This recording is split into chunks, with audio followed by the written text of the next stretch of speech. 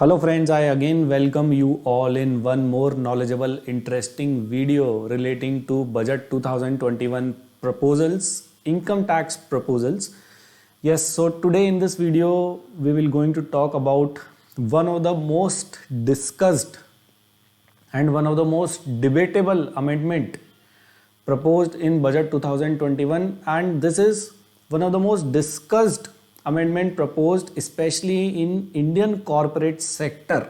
Yes, so today in this video I am going to talk with you depreciation disallowed on goodwill Budget 2021 update. Yes, Budget 2021 में बहुत बड़ा announcement एक किया गया है जो बात करता है depreciation disallowance on goodwill. Yes, goodwill हम सबको पता है कि इंटेंजिबल एसेट है, it is an intangible asset. इसके डेप्रिसिएशन पे वैसे ही एक ये बहुत ज़्यादा डिबेटेबल मुद्दा रहा है कि गुडविल पे डेप्रिसिएशन मिलेगा या नहीं मिलेगा. It was a long debatable issue that was settled by Honorable Supreme Court of India in a particular case. उस केस के बारे में भी इस वीडियो में थोड़ी सी चर्चा करने वाले हैं हम. इस अमेंडमेंट का एक्चुअल में अभी जो अमेंडमेंट प्रपोज की गई है वो अमेंडमेंट क्या है, हम उसके बारे में बात करेंगे.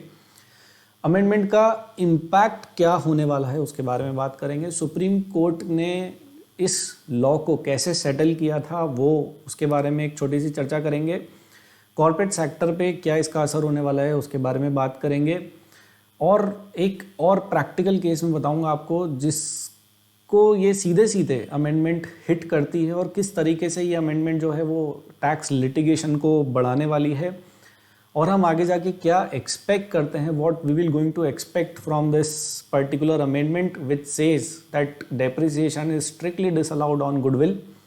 गुडविल क्या है, कैसे जनरेट होती है, स्पेशली दो नेचर की होती है, उसके बारे में भी आगे बात करने वाले हैं हम. अगर आप इस टॉपिक पे पूरी जानकारी चाहते हैं, if you really want to have good knowledge on this particular topic about this particular amendment proposed in the budget, so please stay connected throughout the video, throughout the entire video in fact, right. तो आइए आगे बढ़ते हैं.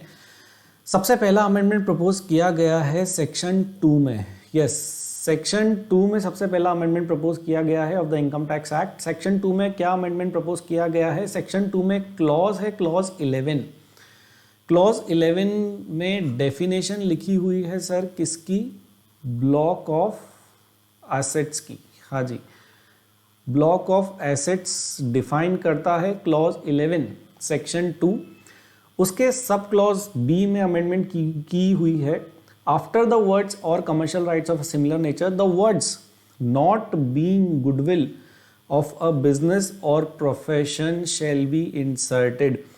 मतलब के clause 11 of section 2 के सब clause B में ये लिख दिया गया है दैट नॉट बीइंग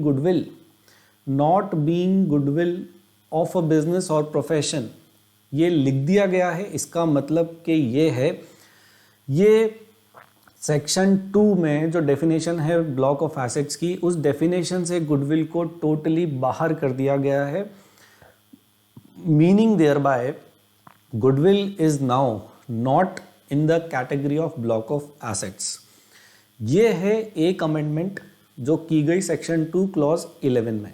यस, इसी चीज़ को अफेक्ट करने के लिए कॉरस्पॉन्डिंग अमेंडमेंट और की गई है.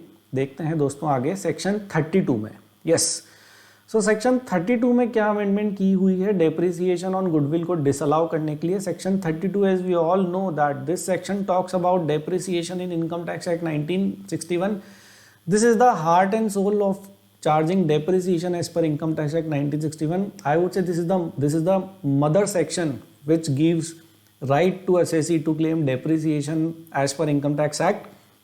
तो इस सेक्शन 32 में जो है वो क्या अमेंडमेंट की गई है?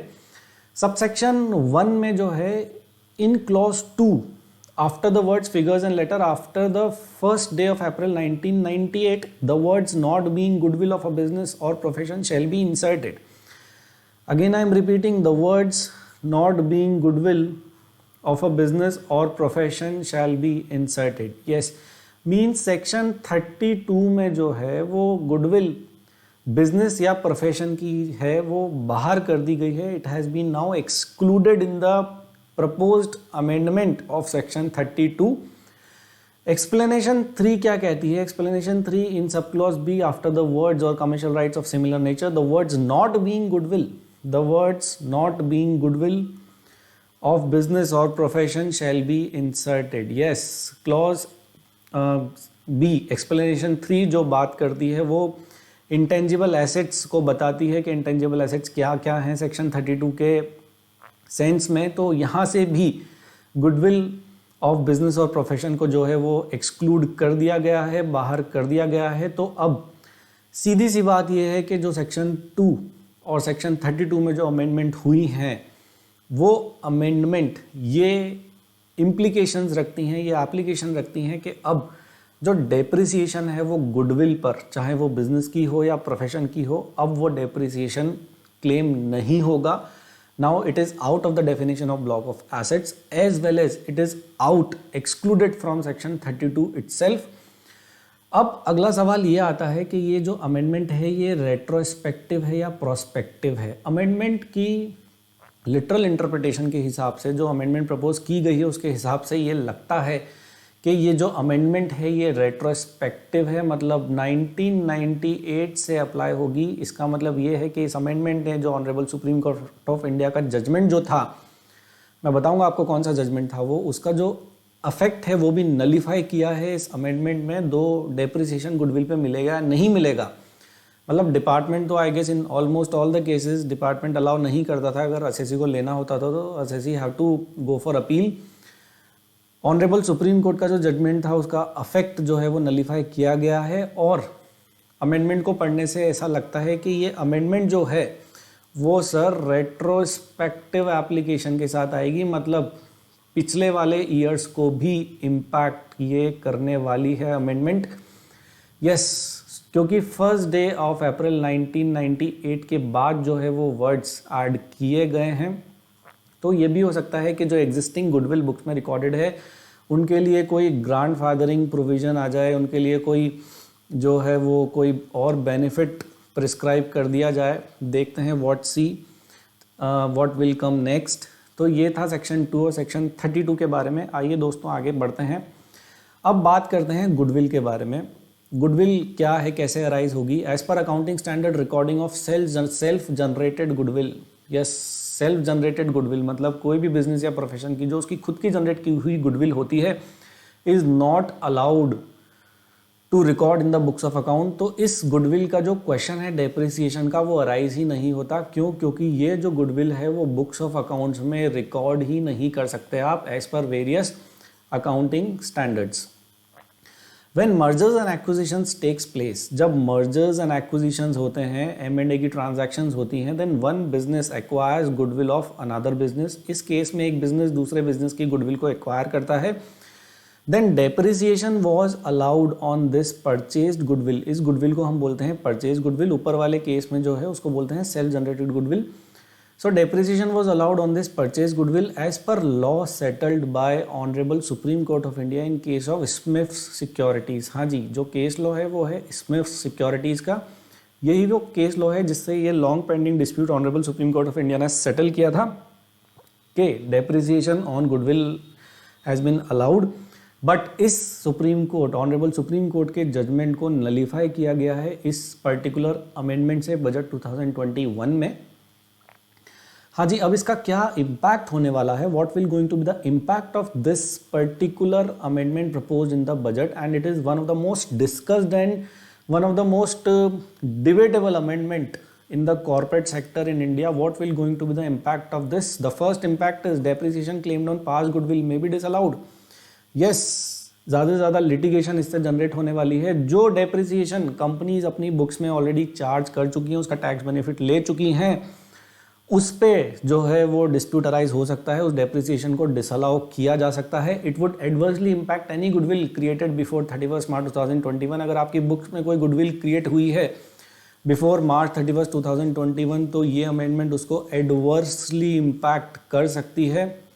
Second impact, internal corporate restructuring करनी पड़ेगी अब कॉर्पोरेट्स को, क्योंकि पहले वाली जो गुडविल थी वो रिकॉर्ड हुई थी इस पॉइंट ऑफ व्यू से कि डेप्रिसिएशन चार्ज कर सकते हैं, बट अब आपकी जो प्लानिंग थी वो गड़बड़ा गई है, तो corporates will going towards internal corporate restructuring, and this particular amendment will going to impact the future MAT liability of the corporates, as well as the deferred tax assets, as well as the deferred tax liability already recorded in the books.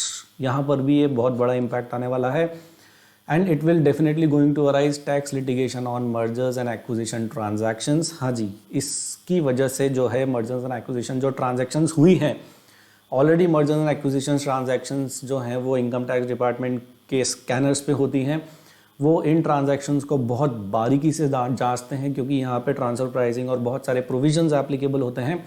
तो यहाँ पे अब goodwill जो है वो भी एक मुद्दा बन चुका है लिटिगेशन का। तो ये है इसका इम्पैक्ट इस पर्टिकुलर अमेंडमेंट का। एक डील हुई थी अभी लेटेस्ट में ही, बहुत ज़्यादा पुरानी नहीं है, इन 2018, जहाँ पे HUL, हिंदुस्तान यूनिलीवर, इस दुनिया की जानी मानी कंपनी है HUL ने ग्लैक्सोस्मिथक्लाइन से उनका एक प्रोडक्ट है हॉर्लिक्स, वो खरीदा था, और HUL ने अपनी बुक्स में एक बहुत बड़ी अमाउंट ऑफ गुडविल जो है वो रिकॉर्ड की थी हिंदुस्तान यूनिलीवर लिमिटेड ने as depreciation, and now this particular deal will also going to be impacted by this particular amendment. अभी तक जो बजट प्रपोजल्स हैं उसको पढ़ने से ऐसा लगता है कि for example, this is an example, ये जो डील हुई थी ये भी जो है वो इम्पैक्ट हो सकती है। और इस डील का size you can not imagine, it was a deal of huge size. Unilever had expected around 1.3 billion euros of the goodwill to be deducted for tax purpose from the Horlicks deal. Yes, so this was the huge tax amount. जाते जाते आपको ये बता देता हूँ कि किस तरीके से जो है वो ये गुडविल जनरेट होती है और किस तरीके से मर्जर्स एंड एक्विजिशन ट्रांजैक्शंस पे ये गुडविल होती है। मान लीजिए एक कंपनी है A और दूसरी कंपनी है B। A कंपनी को खरीदा कंपनी B ने, and it was a merger and acquisition transaction.